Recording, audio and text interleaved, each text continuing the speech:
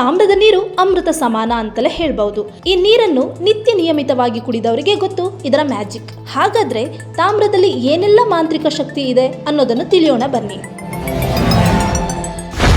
Bacteria ನಿವಾರಕ ಗುಣವಿದೆ.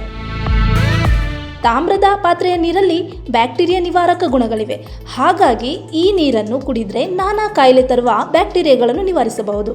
ಅಲ್ಲದೆ ಇದರಿಂದ ಜೀರ್ಣಕ್ರಿಯೆ ಉತ್ತಮಗೊಳ್ಳುತ್ತದೆ. ತಾಮ್ರದ ಪಾತ್ರೆಗಳಿಂದ ನೀರು ಕುಡಿಯುವ ಪದ್ಧತಿ ಪ್ರಾಚೀನ ಕಾಲದಿಂದಲೂ ಇದೆ. ಕೆಂಪು ರಕ್ತ ಕಣ ವೃದ್ಧಿಸುತ್ತದೆ.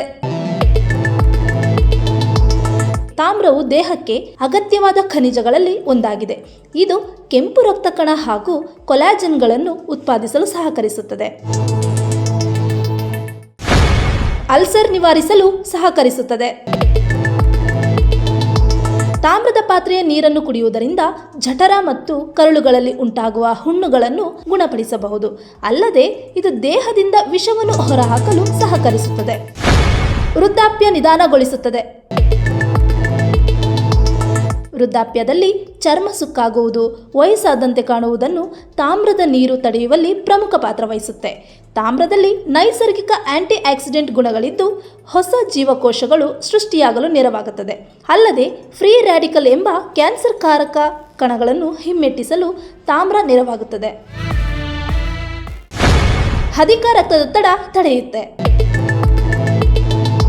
ಅಮೆರಿಕನ್ ಕ್ಯಾನ್ಸರ್ ಸೊಸೈಟಿಯ ಪ್ರಕಾರ ರಕ್ತದೊತ್ತಡವನ್ನು ನಿಯಂತ್ರಿಸಲು ಹಾಗೂ ಹೃದಯದ ಬಡಿತವನ್ನು ಕ್ರಮಬದ್ಧಗೊಳಿಸಲು ತಾಮ್ರ ಉತ್ತಮವಾಗಿದೆ. ಅಲ್ಲದೆ ಕೆಟ್ಟ ಕೊಲೆಸ್ಟ್ರಾಲ್ ತಗ್ಗಿಸಿ ಅಧಿಕ ರಕ್ತದೊತ್ತಡವನ್ನು ತಗ್ಗಿಸಲು ನೆರವಾಗುತ್ತದೆ. ಸಂಧಿವಾತ ಮತ್ತು ಉರಿಯೂತ ನಿವಾರಣೆ. ತಾಮ್ರದಲ್ಲಿ ಉರಿಯೂತ ನಿವಾರಕ ಗುಣ ಇರುವುದರಿಂದ ಸಂಧಿವಾತ ಕಡಿಮೆ ಮಾಡುತ್ತೆ. ಈ ತೊಂದರೆ ಇರುವವರು ತಾಮ್ರದ ಪಾತ್ರೆಯಲ್ಲಿ ಶೇಖರಿಸಿಟ್ಟ ನೀರನ್ನು ಕುಡಿಯಲು ಪ್ರಾರಂಭಿಸುವುದು ಉತ್ತಮ. ಅಲ್ಲದೆ ರಕ್ತಹೀನತೆ ತಡೆಯುತ್ತೆ. ಗಾಯಗಳು ಶೀಘ್ರವಾಗಿ ಮಾಗಲು, ಚರ್ಮದ ಆರೋಗ್ಯ, ಮೆಲನಿನ್ ಉತ್ಪಾದನೆಗೆ ಕೂಡ ಇದು ಉತ್ತಮ ಪರಿಹಾರ. ಈ ಎಲ್ಲ ಪ್ರಯೋಜನಗಳನ್ನು ನೋಡಿದಾಗ ನಿಜವಾಗ್ಲೂ ತಾಮ್ರದ ನೀರು ಅಮೃತ ಸಮಾನ ಅಂತ ಹೇಳಿದ್ರೆ ತಪ್ಪಾಗಲಾರದು. ನೇಹ ಮಂಜುನಾಥ್, ವಿಜಯ ಟೈಮ್ಸ್, ಬೆಂಗಳೂರು.